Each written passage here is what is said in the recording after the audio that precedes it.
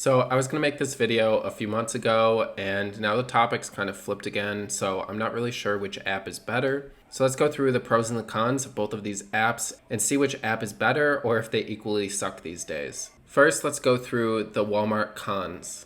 Walmart released an update that removes the airplane mode trick, so now you can only do maybe one order an hour if you're lucky, sometimes two orders an hour if you get first come first serve or ASAP orders.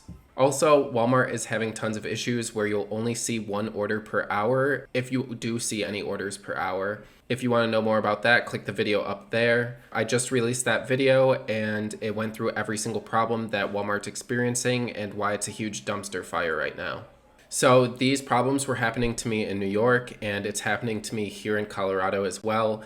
And other people are telling me that this is happening to them in states like Massachusetts, New Hampshire, Connecticut, etc. And they're all having the same problem, so I'm pretty sure that it's happening all over the country. This video just went live less than 20 minutes ago, so I'm not really sure if this is affecting other people yet or how widespread this is, but I can give you an update on that when I do get more information from the comments from that video. The third con with Walmart is that you have to wait so long to start your order once it's accepted. This is especially true now since the airplane mode trick doesn't work and you're not able to just check in and say that you're at the store and your order will come out if it's ready. Now you have to wait until the 40-minute mark to check in for that order, and then they'll come out and get you that order after that time. So it's added an increased amount of time. So you might not be ready for new orders when they come out at like the 15-minute or 20-minute mark of the next hour.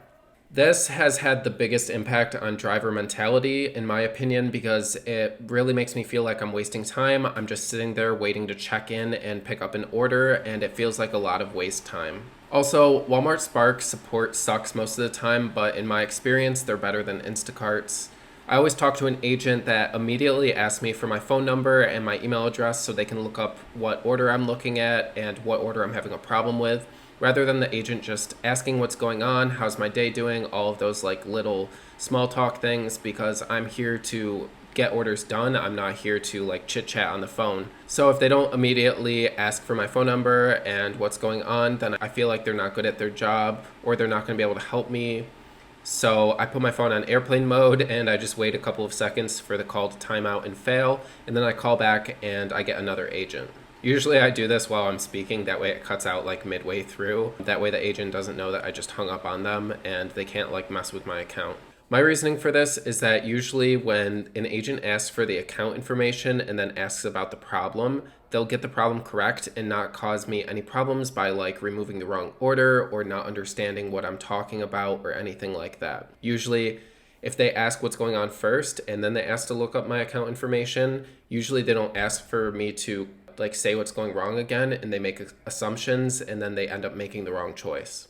The next thing that's wrong with Walmart is that the pickers are terrible, and a lot of the times they put items that shouldn't go in together in the same bag.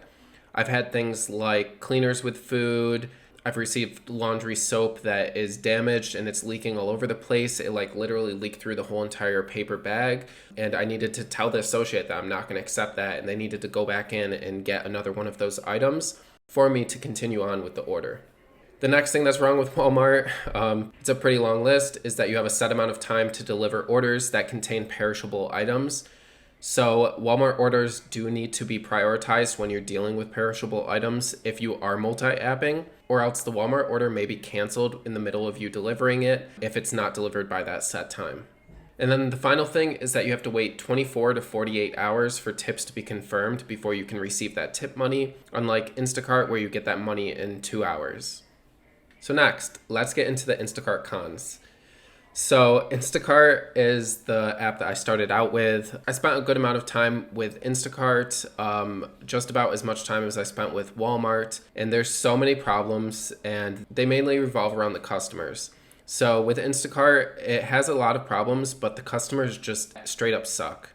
Customers like to claim the orders is damaged or missing, which hurts us as a shopper, and it can reduce our pay in the future because of getting like low ratings or getting throttled, and it can also cause deactivation. This has been going on for years now, and some people have learned how to game the system, so shoppers need to make sure that they remember who is a bad customer, who rates poorly, who tip baits, who marks items as damaged even when they're not, and then who says that their order was never delivered even when it was.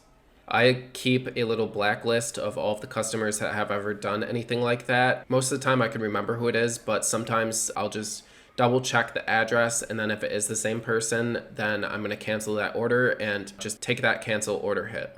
The next thing with Instacart is that you have to shop the orders yourself. I know that that's part of the gig, but like it is really tedious, especially on weekends when there's tons of customers, or if you live in a huge city where there's tons of people all over the place in every single store, or like old people taking up all of the space in aisles. I tend to avoid shopping on weekends just because of that, because stores are so busy. There's been a ton of times where I've gone to Costco or BJ's to go and shop and order, and I get everything all done, and then I go to check out, and the checkout line is literally more than halfway past the entire store. So I have to sit in that checkout line.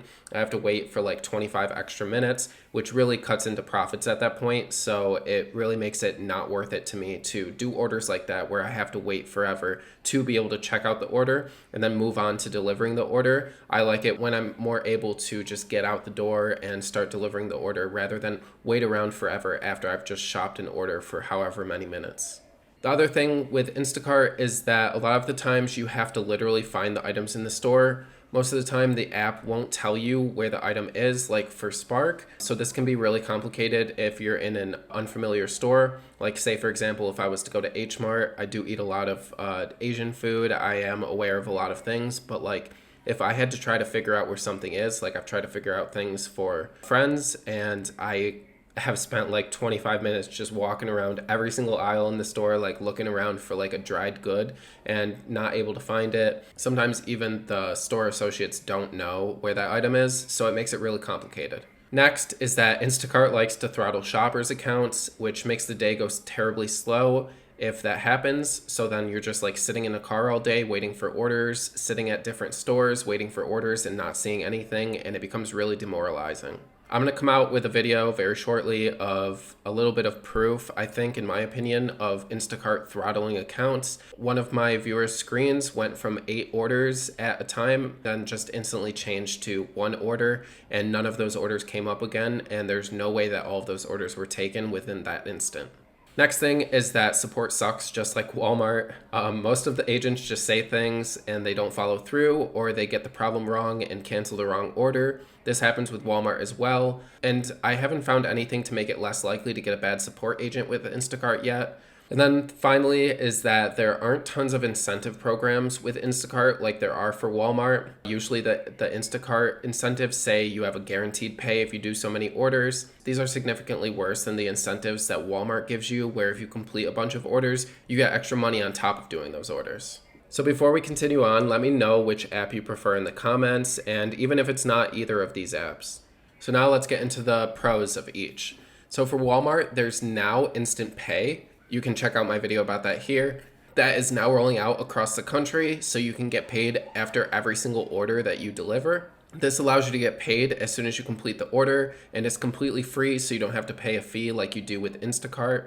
The next thing is that Walmart is usually busy and it has a lot of orders because it has a huge customer base. Alongside with that, there's tons of Walmart stores, there's Home Depots, there's Sam Clubs, there's Flowers for You, etc. all over the country. So if one store in a zone sucks, then there's usually another store nearby that can have better offers or a higher number of offers. So it's worth it to try out multiple different stores on different days, and maybe in different zones if you wanted to find out what store would be the best for you. Also, if you live in an area that has multiple zones nearby, it could be worth your time to test out other zones for a few days or a week, just to see if those zones are better for you than the zone that you're used to working. The next thing is that zone quality can increase over time, so it's always good to keep checking and testing out different stores or zones nearby as they gain new Walmart Plus customers, but also the same thing is true in the opposite. Lastly, there's usually tons of incentives that are usually decent and not too difficult to complete. Walmart likes to reward its drivers that deliver a lot and complete incentives with more incentives, probably to increase driver satisfaction or to keep drivers on their platform instead of having drivers leave to a different platform and deliver for a competitor. And then finally, we have the Instacart Pros. The first thing is my favorite, is that delivery only orders are usually fire and they're really quick to do. Next, you have a lot of time to start an order and deliver the order. So Instacart is usually great to add on with doing Walmart because you can shop the Instacart order while waiting to pick up the Walmart order or waiting for you to be able to start the Walmart order, and then go deliver your Walmart order, especially if it has perishable items in it, and then go start the delivery for the Instacart order, deliver the Instacart order, and maybe accept another Walmart order while you're delivering the Instacart order. Next is that Instacart has a huge availability of stores all over the country. This is the same as Walmart. So there's tons of different places for customers to decide to place an order. So you have more orders available from all different stores in the areas. Next up, it's more likely for you to see a unicorn order, and I've seen orders up of $70 at a time. Sometimes it can get over $100 if customers really tip well on that order. Next is that you can make really quick money with Instacart, and you only need to wait 2 hours for tips to be confirmed, unlike Walmart that takes 24 to 48 hours. So you can withdraw that money from Instacart right after 2 hours. Second to last, there is a chance that you can get an order canceled while you're on the way to deliver the order, and then you get to keep all of the groceries for free. This doesn't happen too often, but it's really nice when it does happen because it can be hundreds of dollars of groceries, and even if you don't want them, you can return them and get a slight pay bump. Lastly is that you can chat with support on Instacart rather than needing to call the support line. I personally like to call the support line, but you can chat if you do like to do that. Also, they like to tell you that you're a great shopper and you're doing a great job and you're very valued, things like this, so that always feels nice. So in conclusion to this all, I would honestly say that either a combination of using Walmart and Instacart or using Walmart or Instacart and DoorDash or Uber Eats, any of those is the best route to go. If you are using Instacart with another app, you should make sure not to activate the start delivery part of the app after doing the shopping or the pickup of a delivery only order. So that way the customer can't see that you're going in a different direction and that you're delivering another order first. Make sure if you are doing Spark and Instacart at the same time, if you do have perishable items in your Spark order, you should prioritize Walmart Spark and start the Instacart delivery after completing the Spark order, because the Spark order will be canceled after a set time because of the perishable items and you'll have to bring them back to the store. That'll just increase the time before you get another Walmart Spark order. You can easily figure out what orders have perishable items because they'll be marked with a perishable tag just like this, and these orders will be timed because of the perishable items. I have seen this happen a few times where orders get canceled if they do take too long, and it's something new that Walmart Spark is trying to avoid having customers receive stuff like melted ice cream, any dairy that's been outside of their freezing or their refrigeration recommendations for too long.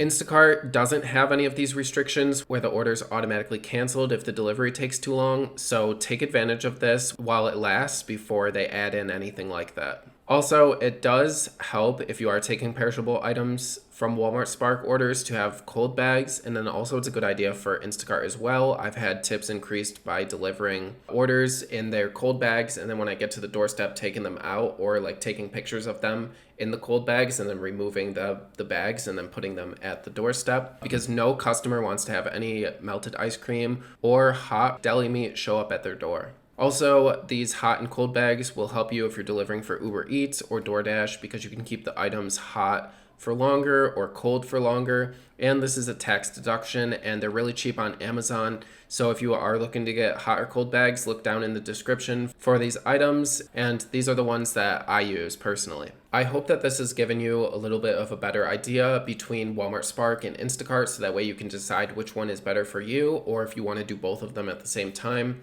If this has helped you at all, please leave me a comment letting me know if you have any thoughts or questions or anything like that. Hit the thumbs up, subscribe if you haven't already, and I'll see you in the next video. Bye.